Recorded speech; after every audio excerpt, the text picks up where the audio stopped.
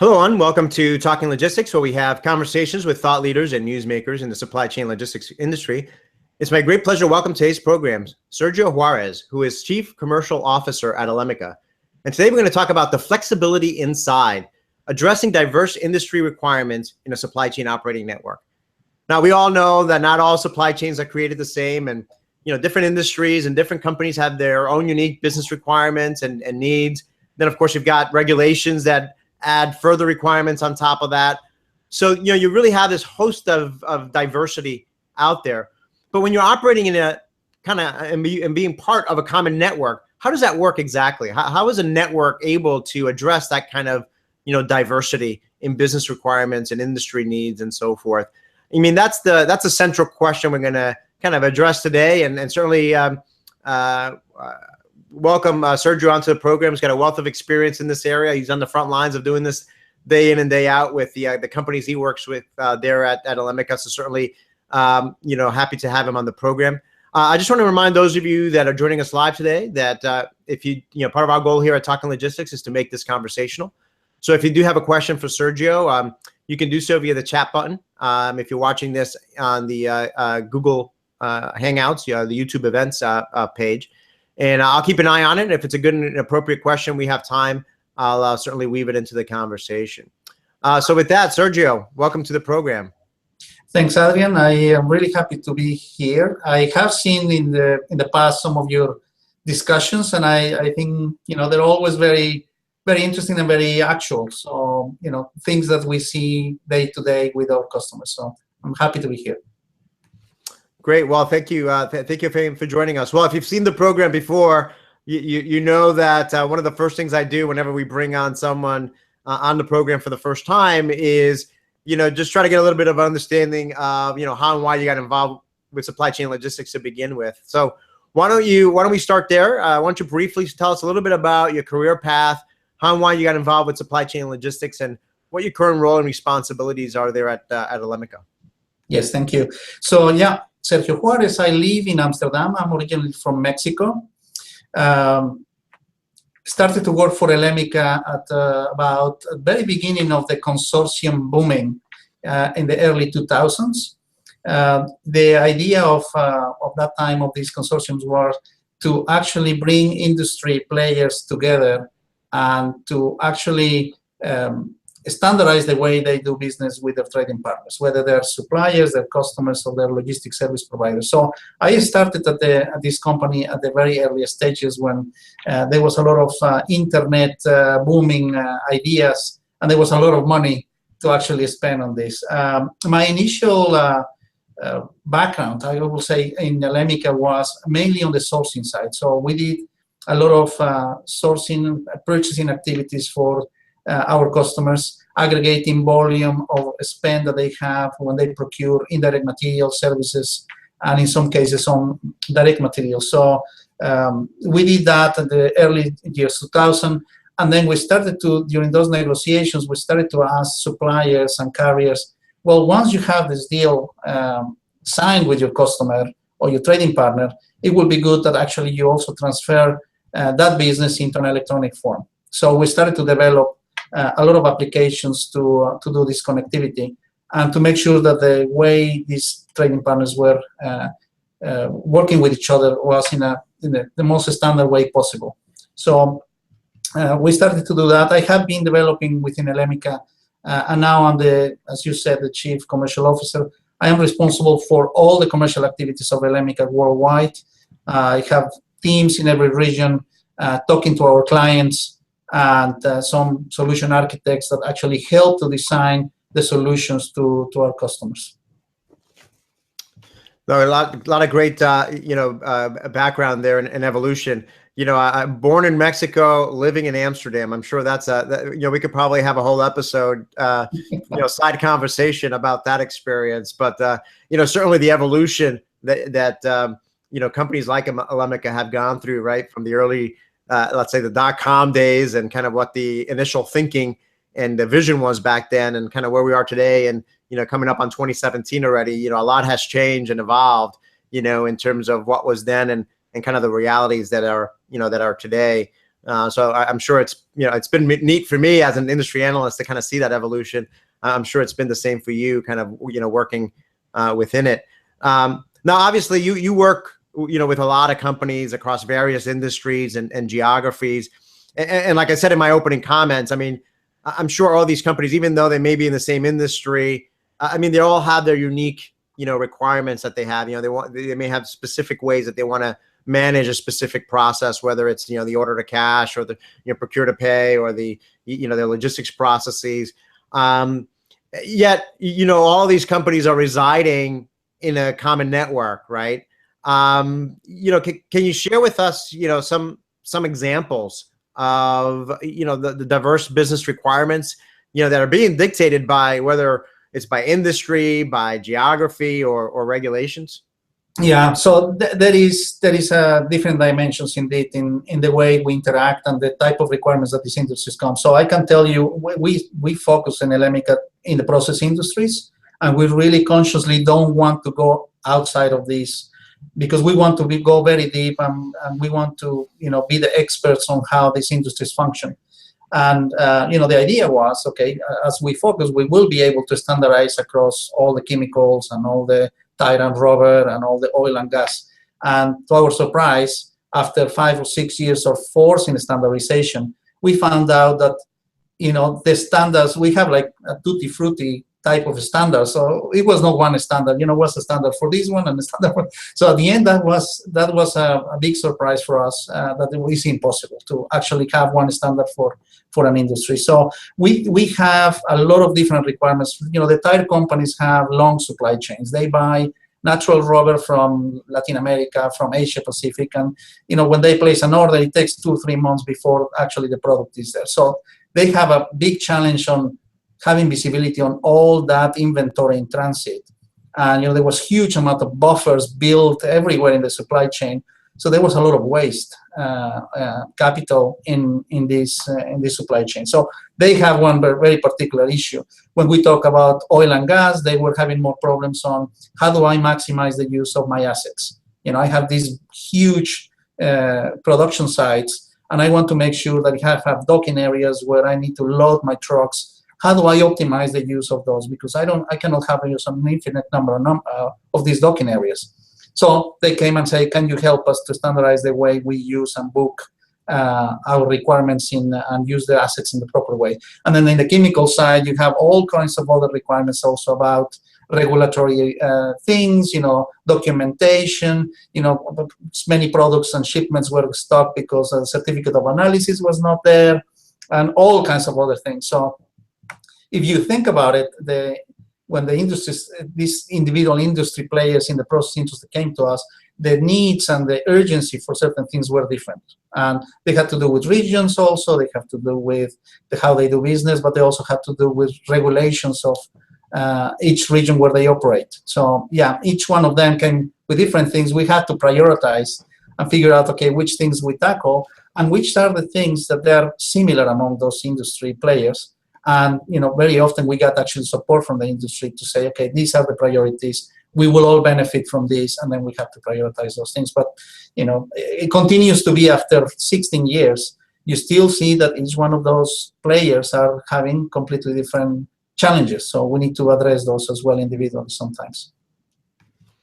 Yeah, that's a great point. I kind of laughed a little bit when you talked about trying to create a standard, because we use that term a lot in supply chain, right? There's EDI standards, for example, and the reality is that yes, they might be like a 214 or purchase order standard, but every company, I like to say, pardon the term here, bastardizes that quote unquote standard, because they'll add their own fields, they'll rearrange the order of the message, so on and so forth, and you ultimately end up what you see in supply chains today, which is kind of this Tower of Babel reality, because every company, even though they may start off with a standard, they ultimately feel for one reason or another the need to kind of modify it or change it to meet their particular needs. So it would be a wonderful world if companies truly did adopt standards, and I think it would make life much more less complex for the companies themselves, as well as the technology companies.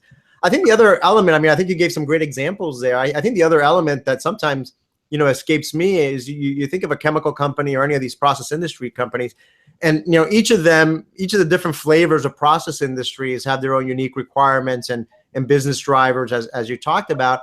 But then when you think about their customers, there's diversity there as well, right? So, I mean, even though we may think of, you said you want to focus on the process industries, right? But a lot of chemical companies work with automotive, right? They work with CPG. Some of them are even, touching upon retail, and that kind of filters back up to you as well, right? Yeah, that is correct. And then that adds another dimension of complexity, because indeed, when we work with BASF or Dow or Evonik, they don't sell into one industry only. They sell into multiple levels. And each one of those industries they are selling to have different type of requirements and different standards as well.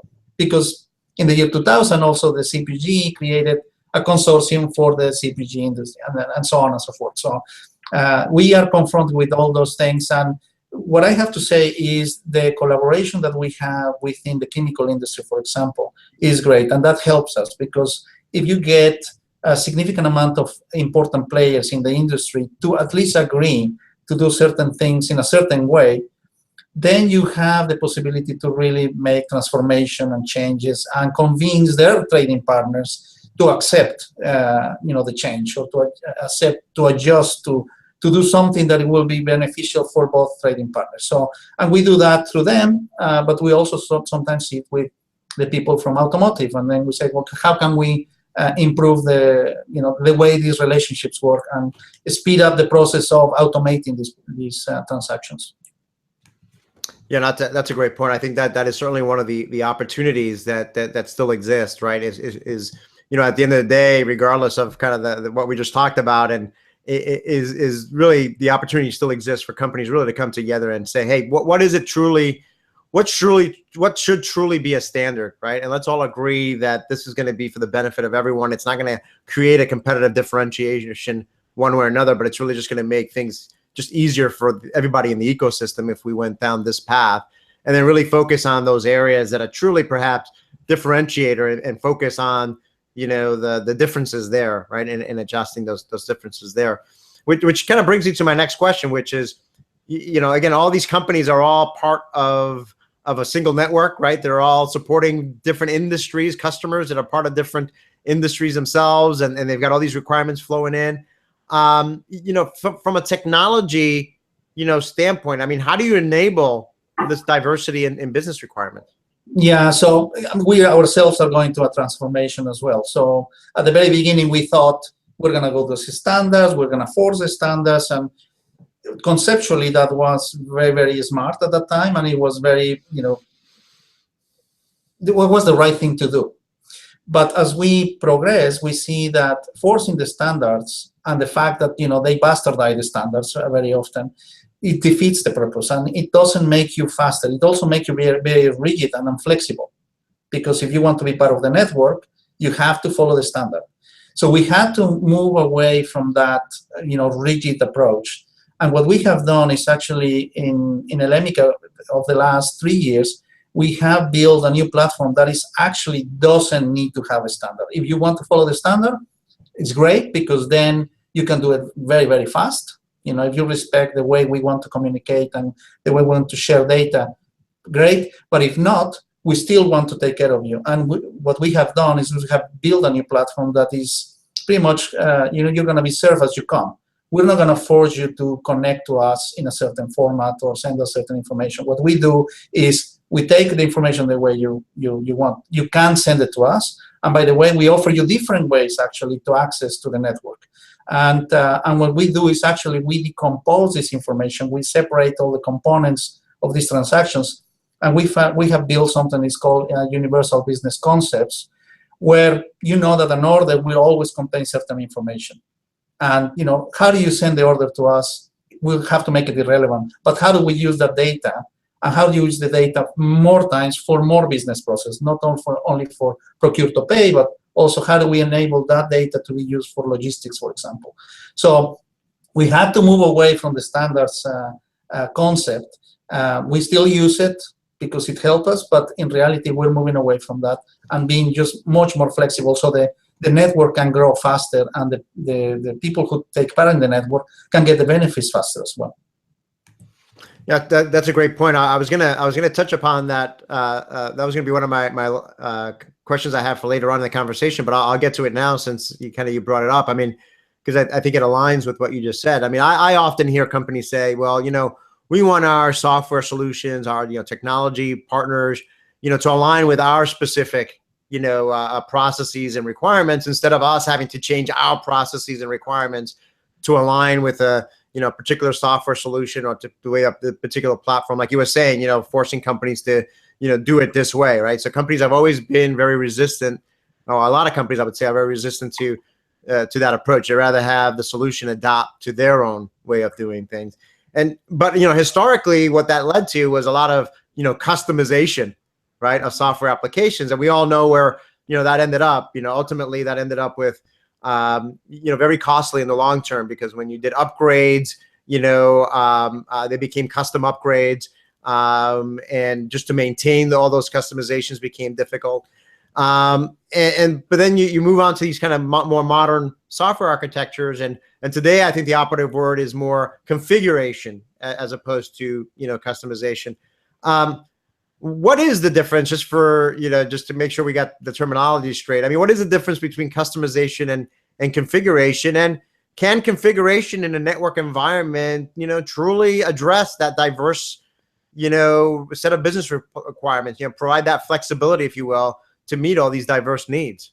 Yeah, it is a big difference and I will say at the very beginning when we started Elemica, it was a lot about customization. Even though we're talking about standards, as we said before, everyone needed to have something a little bit different. Yeah, and honestly, part of I will say the success of Elemica, but also the pain in Elemica, is that we always accommodate the customizations that our customers wanted to have.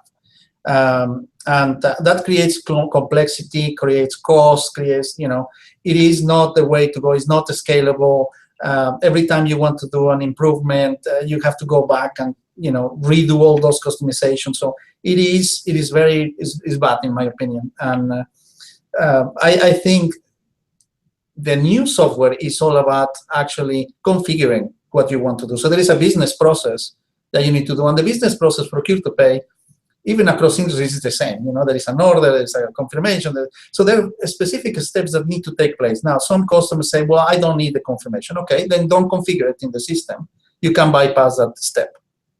So the systems of today and in the future, if you really want to take the benefits and scale the amount of times that you can automate, then you really have to go into systems that have the opportunity to just configure it the way you need it. And then as you progress, because some customers know that they don't want to do it, they also have some limitations in their technology or in their relationship with the trading partners. And even if they want to do it, their business conditions don't allow them to do it. So what we want to do, and I think many companies in software are thinking about it as the right way, is we give you the opportunity for you to configure the way you want to use the platform. And then you can continue to configure it further as you improve or as you change your business process with your trading partner. So configuration, in my opinion, is the future. It's cheaper, it's faster, it can be self-service. So it offers a lot of opportunities for scalability and things like that. Yeah. So it sounds like, going back to what you said earlier, that part of that a transformation for you was really kind of the re-architecting of your platform to enable this kind of flexibility, this type of configuration, right? So you really have to without getting into the nitty-gritty IT terminology and specifics, ultimately one of the things that's required is a technology architecture and platform that allows for this configuration and flexibility, right? Which I think wasn't available or possible, 5-10 years ago, right? I think that's, and part of it, that might be kind of some of the discussions taking place today around web services, around, even the word platform and what companies are referring to as that. Did I kind of interpret that correctly? Yeah, that is correct, Adrian. So it is, and I think there is a transformation across the software industry. It's not, Elemica the only one, but I think what we try to do is to go 2 or 3 steps further, because what we see now in the industry is when we were starting doing projects in 2002 or 2003, the scope of those projects where we want to connect to these, the top. They were using the 80-20 rule, and we're saying, okay, what is 80% of your volume? So you were taking, the long-hanging fruits, and you were doing automation with high, big, complex companies. But now we need to address the long tail, because if you automate your process, you have to do it with all your partners. Otherwise, you don't get the benefits. And the technology, as it was before, customizing and all this, was not going to allow you to connect all of them. And the only way we can do it is by changing the way actually we offer these solutions. And I think we've seen that success, because now we see projects where our customers say, I want to automate all my suppliers globally. So you have to have that flexibility to be able to offer the possibility to, let's say, configure the application for Asia Pacific versus Latin America, because in Latin America you have for invoice, you have a nota fiscal instead of having just a regular invoice. And in Europe, you have to have the electronic signature because the requirement is in the country. So you have to have the flexibility to configure the application to the requirements that you have in every region. And if we don't have that, then the projects will continue to be very, very small and opportunistic rather than programmatic, and really addressing the whole situation that you have in your business. So yeah, that is changing. I think that's a great point, Sergio. I remember one of your colleagues was on the program, I think a year or two ago, and we were talking just about that, kind of the whole onboarding, process, which historically has been, a challenging and time-consuming process.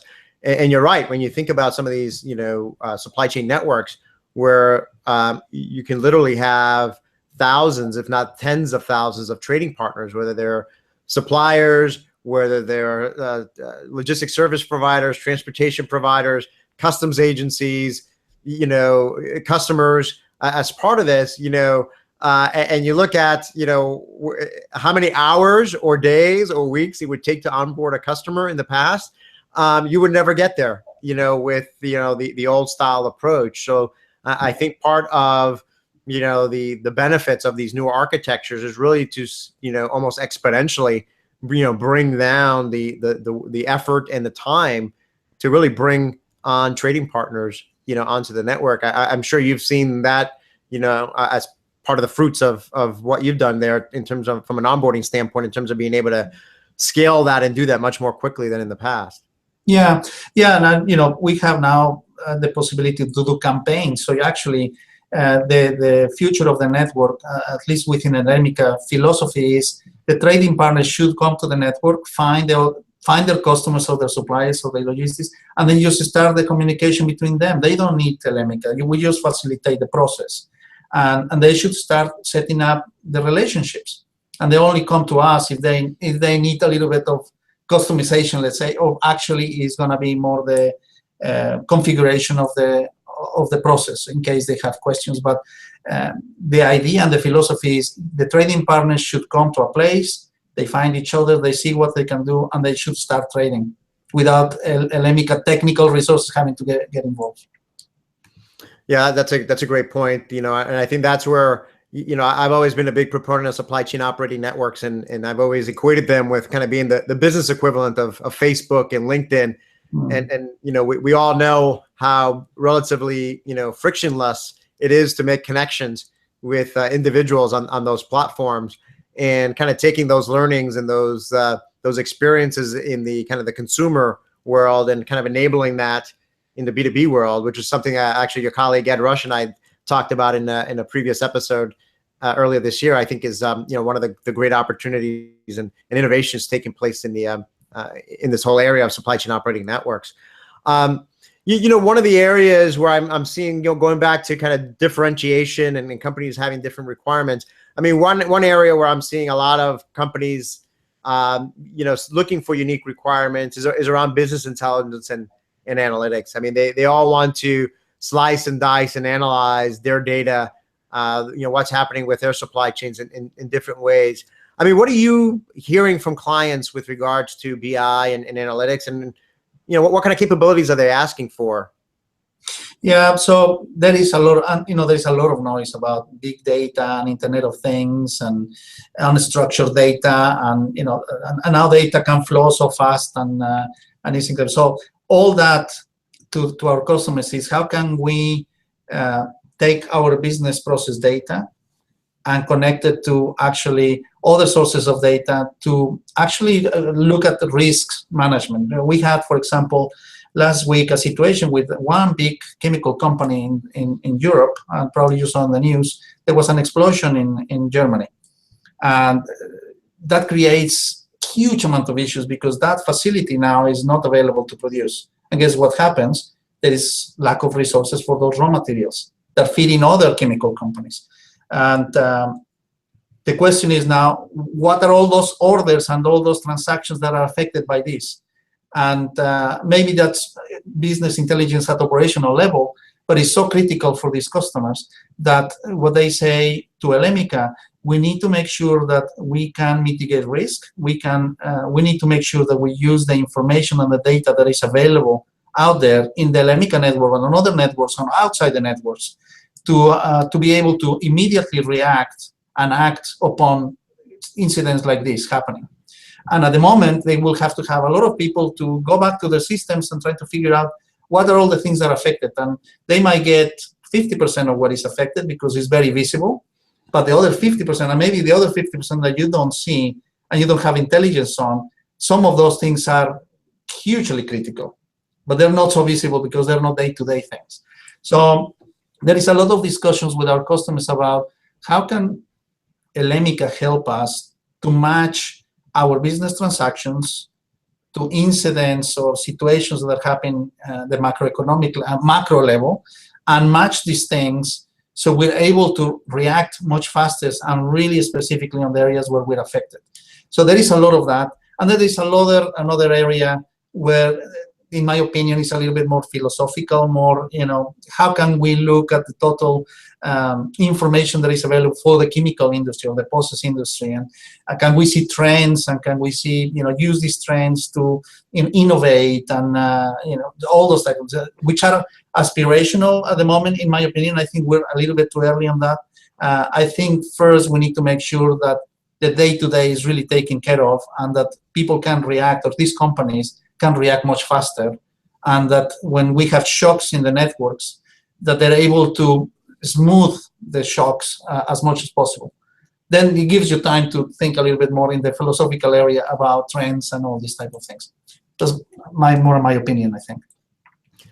No, that's a great example. I mean, certainly supply chain risk management is certainly a key area that I see supply chain operating networks playing a key role, moving forward. I think, based on what you said, I think it underscores, something that I hear from companies as well. I mean, I think it's, the big umbrella topic that I've been talking about a lot about over the past year or two is that, companies are really looking to make smarter decisions faster, right? And in many ways, when they're looking at technology partners, they're placing as much value, if not more, on the data and information and insights that they can get to help them make those smarter decisions, whether it's in response to a disruption, whether it's to help inform their strategy, and everything in between, than they are in the actual features and functions of the software, right? In terms of executing and planning the day-to-day piece, So yes, they want the functional requirement. They want to make sure that technology partner is capable of meeting their functional requirements in terms of executing the processes efficiently and doing the optimization and so on. But they're placing equal, if not more, weight on the ability to get timely, accurate, and complete information and insights to help them make those smarter decisions, faster. I mean, when you're talking to clients and even prospects, I mean, do you see that? Do you see the conversations becoming heavier or more in-depth around the BI analytics piece? Yes, it is. It is definitely. And there is a lot of discussions and a lot of brainstorming, and people will love to jump into these things very quickly. And what I can tell you is Elemica is very busy partnering now, because now we're having all these volumes of transactions, and as I said before, our projects are becoming bigger, so there are more trading partners are coming into the network faster. So what we need to make sure is that we continue to enrich the information that is in the network. So we're partnering with companies outside of the network to feed information, unstructured data, and that we can start making those matches, and we can start enabling these risk management solutions so customers can actually act upon issues much faster. So there is a lot of discussion about that. I think there are two levels of discussion. Some of them are aspirational, that we're not there yet, and it's going to be difficult to get there now because there is a lot of more pressure on the day-to-day business, the growth of the companies, the issues with oil price, and at least very specific to our network, that is keeping people very busy. And the other piece is, how can I be, excellent operations, and how can I react faster? So we're still finalizing and finishing all these operational aspects of the network and the value that the customer should get from that part. Yeah. So we'll see. I think BI and analytics, we have a lot of things in our roadmap for that in Elemica, and we're trying to figure out how much can we are we going to build ourselves, how much are we going to partner with others to take advantage of things that already exist in the world. Yeah. Yeah, no, absolutely. I think that's the right approach, because I think there is, at the end of the day, in order to make those smarter decisions faster, the reality is that data has to come from multiple different sources, and the challenge is bringing all those together, put it in the right context, right, to help decision makers see the big picture and see what needs to be done quickly. And then of course from there you've got the whole predictive analytics and prescriptive analytics, and a lot of buzz terminology there. Some of it is as you say, more aspirational or further down the road, and some of it is more real today.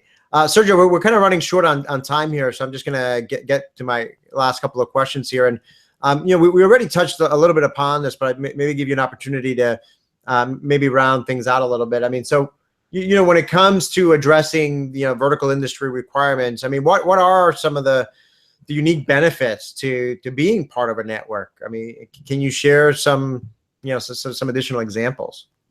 Yeah, so immediately when you're not part of a network and you're having your operations being individual, so we have chemical companies today that are not part of Elemica, and they establish these electronic relationships with some of the trading partners, and that's costly, that is complex. It has a lot of different aspects that are not so positive. So when you join the network, automatically you have the possibility to connect to the people who are in the network. So that is an immediate value that you get. So if you were a net new chemical company and say, Elemica, I want to connect, and if I ask you, can we match the trading partners you have, whether they're suppliers or customers, versus the companies that are already in the network transacting electronically, I will probably say you will reach half or 60–70% of those trading partners. So imagine how much access you get, immediate access to these trading partners, and so that is a value that immediately is in the books of our customers. So that's very good. Then the other thing is about end-to-end visibility. I think when you have the possibility to look at your network, for inbound shipments, but also for all your inventory management, and whether it is raw materials or products that are already finished and they're ready to be shipped, it gives you the opportunity to affect your working capital big time. If you give visibility to your suppliers, you can actually allow them to look at your inventory, let them replenish your inventory. So you don't have actually to have people placing orders. Your supplier will take care of it, and the supplier will be able to plan better. So, all these benefits are significant. Some customers save millions and millions of dollars by implementing these type of things. Yeah. So the value are in different aspects, in the financial aspect, in the amount of resources that you need to maintain and develop all these connections, and also in the intimacy that you create with your key trading partners. So the more you share information, the more benefits actually the both trading partners get. So I think those are things that from the beginning of the creation of the networks were there, but now as the network expands, then the size of those benefits become much bigger. They become exponential, as you said, and I think the supply chains are becoming so complex. You buy now products from everywhere in the world. You want to have the ability to actually not depend from one single source in one region. You want to have the ability to mitigate that risk by connecting them. The more connections you have, the much easier it is for you to place the orders and to track where the orders are, and to reduce the amount of inventory that is being put on hold somewhere, just in case something goes wrong. So we have business calculators in Elemica where we plug in the information for a customer and say, okay, if you were to do that, if we just look at the average savings that somebody will have in optimizing the inventory levels on your inbound logistics, you could save, $50–60 million in 1 year. So they're significant. They're not. They have impact in the operations of these companies. No, those are great examples, and certainly, you touched upon visibility. And that's an eternal hot topic for supply chain executives. And on the one hand, it can be very fuzzy, when you say, oh yeah, we want to be able to see the end-to-end process and everything else. And the challenge is, well, how do you then equate visibility to the P&L, the balance sheet, to financial benefits, and I think sometimes companies struggle in that department. But I think you gave some good examples there, because I think the areas that a lot of companies see opportunities in is in reduction in inventory, working capital, right? It is in reduction in expedited shipments from a transportation standpoint. So I think when you look at the case studies out there in terms of how companies are generating value by having enhanced visibility, and particularly from a platform, a network standpoint, I think that that there's some great case studies out there. And then I think there's the longer term things that I think are still a work in progress, which such as discovering new suppliers or discovering new customers on the network, or as you talked about before, kind of linking it back to BI and analytics, the opportunity to do network-based BI and analytics, right? Because the area that a lot of companies struggle with historically is, they may know how they're doing compared to last year, they may know how they're doing compared to their own plans, but the question that's always been tough for them to answer is, well, how am I doing compared to some external benchmark, compared to others in the industry or others that have similar supply chains as I do? And I think that's an opportunity that network providers, with the right governance and the right structure, can provide that kind of, insight back to the network participants. Sergio, just as a way to wrap up then, since we're kind of short on time here, I mean, what questions should companies ask, to make sure that the technology platform is flexible enough to, again, meet their current and their future business requirements? Yeah, going back to some of the topics that we discussed during these 40 minutes, am I going to customize a lot? If you start doing that, if you ask that question and the question is, yeah, we will customize it to you, that to me is a red light, because that means it will cost you more and every time that you want to customize something else. So is it configurable? I think you should ask, can I configure and adapt my business process to the solution? Is it scalable? Am I able to actually do big programs where it's very easy for the trading partners to connect and without affecting too much their regular business processes? Yeah.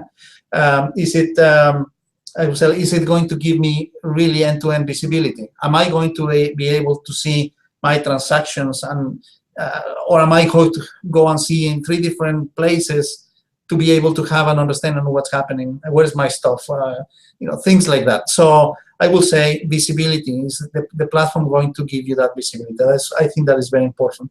Then, is it the platform able to serve you as you come? Or do I have to, technology speaking, or do I have to send you the messages as an iDoc in SAP? And what if I don't have SAP? How am I going to be able to send you that data? So how difficult is going to be for me to actually become a part of the network? I think that's a big question. How much time is going to take me to actually start transacting? Yeah, very, very important. I will say probably there is been a few discussions with some clients about security. There is a lot of panic at the moment about hacking networks, and Elemica has over $400 billion of transactions going. So this pricing volumes, is my data secure? Who is going to be able to see the data? So where is the data residing? All these questions are critical for our customers. So we know that for our European customers, the data needs to be in Europe. How is this to transfer the data to Europe? How can we secure that the data is always going to be there, and things like that?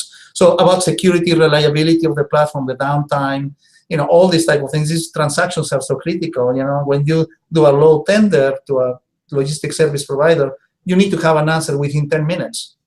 And if it doesn't answer, immediately go to the second logistics provider to see if they can deliver the truck and things like that. So they become time critical, these transactions, and there are thousands of them. So about reliability, security, all these type of things. I will say there is also a lot of questions about roadmap. So what is the plan? Business intelligence. When are you going to be able to use the data to give me more business intelligence and to have more analytics, so I can take better decisions and I can optimize the way I do business and things like that? So all those kind of questions, even if the companies maybe don't have that today, they're asking those questions. Where are you going to be? What is your roadmap for the next 3 years? When are you going to have these analytics available? How are you going to extend the visibility so I can potentially see the process from the supplier side all the way to when I sell? All these questions I think are important. If the customers, if the suppliers of these technologies are not ready, at least they should show that they're looking into it and that they're planning to do something about it. Yeah. A lot of great questions there, Sergio, and I completely agree, particularly with the security and cyber terrorism and kind of that's something that we certainly see in the headlines of newspapers today. And I wrote a post earlier this year around the day a cyber attack brought down the world's supply chains. It was kind of a hypothetical scenario based on a book that I read.